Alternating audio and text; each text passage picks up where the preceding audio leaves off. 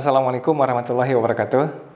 Saya Dr. Piprim Basarah Yanuarso, Ketua Umum Pengurus Pusat Ikatan Dokter Anak Indonesia, akan memberikan rekomendasi IDAI tentang pemberian vaksin COVID-19 CoronaVac pada anak untuk usia 6-11 tahun dengan pemutakhiran 16 Desember 2021. Ini adalah update terbaru setelah yang sebelumnya kami keluarkan rekomendasi pada 2 November.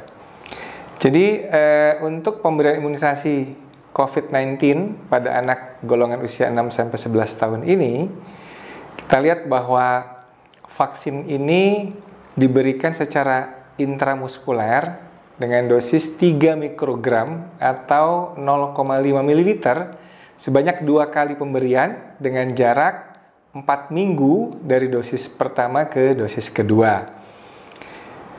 Anak-anak yang memiliki penyakit komorbid seperti penyakit yang kronis tetapi dalam kondisi yang stabil, ini memiliki risiko yang lebih tinggi untuk mengalami komplikasi yang berat dari COVID-19. Sehingga kami sangat merekomendasikan bahwa anak-anak ini diberikan imunisasi setelah mendapat rekomendasi dari dokter yang biasa merawatnya. Anak yang telah sembuh dari COVID-19, termasuk yang mengalami long COVID, ini juga sangat perlu dilakukan vaksinasi COVID-19. Hanya saja, pada anak-anak yang mengalami COVID derajat berat atau MISC, Multisystem Inflammatory Syndrome in Children, maka pemberian vaksin COVID ditunda 3 bulan. Sedangkan apabila anak tersebut mengalami gejala COVID yang ringan sedang, pemberian vaksin ditunda selama 1 bulan. Pada anak dengan kebutuhan khusus, anak dengan gangguan perkembangan dan perilaku, anak-anak yang diasuh di panti asuhan atau di panti perlindungan perlu mendapatkan vaksinasi COVID-19 ini juga, dan perlu pendekatan khusus untuk pelaksanaan pemberian vaksinasinya. Kemudian jarak vaksinasi COVID dengan vaksin lainnya minimal 2 minggu.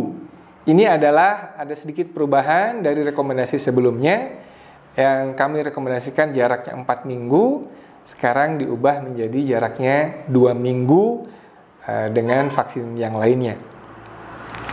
Sebagai perhatian khusus, penentuan pemberian vaksinasi ini dipertimbangkan apabila manfaatnya lebih besar daripada risiko munculnya KIPI dan ditentukan atau direkomendasikan oleh dokter yang merawat, dan imunisasi dilakukan di rumah sakit pada kondisi-kondisi berikut. Yang pertama adalah apabila terjadi defisiensi imun primer, kemudian penyakit autoimun yang tidak terkontrol, pada anak kanker yang sedang menjalani kemoterapi atau radioterapi, dan anak yang sedang demam 37,5 derajat atau lebih. Dan penyakit-penyakit kronik atau kelainan bawaan yang belum terkendali, diabetes mellitus yang belum terkendali, insufisiensi adrenal seperti hiperplasia adrenal kongenital, penyakit Addison, gangguan perdarahan seperti hemofilia, pasien transplantasi hati dan ginjal, reaksi alergi berat seperti sesak nafas, urtikaria secara menyeluruh. Nah, pada anak-anak tersebut dipertimbangkan apabila manfaatnya lebih besar daripada kemungkinan KIPI yang akan terjadi.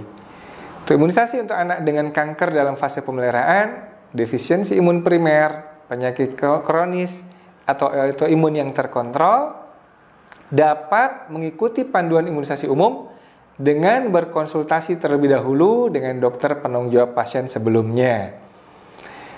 Nah, kontraindikasi artinya anak yang dilarang diberikan vaksinasi COVID pada kondisi sebagai berikut. Apabila terjadi reaksi anafilaksis karena komponen vaksin pada pemberian vaksinasi sebelumnya. Kemudian juga pada anak dengan penyakit sindrom Guillain-Barré syndrome, penyakit myelitis transversa, akut demyelinating encephalomyelitis, dan anak yang sedang mendapat pengobatan imunosupresan atau sitostatika dosis tinggi, dan dalam 7 hari terakhir anak dirawat di rumah sakit atau mengalami kegawatan seperti sesak nafas, kejang, tidak sadar, berdebar-debar, perdarahan, hipertensi, dan tremor yang hebat. Apabila kondisinya sudah baik, sudah sembuh, maka pemberian vaksinasi bisa diberikan setelah mendapat rekomendasi dari dokter yang merawatnya. Pemberian imunisasi tetap dengan menerapkan protokol kesehatan, yaitu sebelum dan sesudah vaksinasi, semua anak tetap memakai masker dengan benar, menjaga jarak, tidak berkerumun, dan jangan bepergian bila tidak penting. Hal lain yang juga penting adalah pasca imunisasi, anak dipantau 15-30 menit terhadap kemungkinan munculnya reaksi alergi berat. Dan pelaksanaan imunisasi di lapangan mengikuti kebijakan dari Kementerian Kesehatan Republik Indonesia. Kami juga menghimbau semua anggota IDAI untuk melakukan imunisasi kejar dan imunisasi rutin untuk mencegah kejadian luar biasa penyakit infeksi yang dapat dicegah dengan imunisasi. Selain itu juga membantu meningkatkan cakupan imunisasi COVID-19 pada anak. Jangan sampai kita abai dengan imunisasi rutin dan hanya fokus pada imunisasi COVID.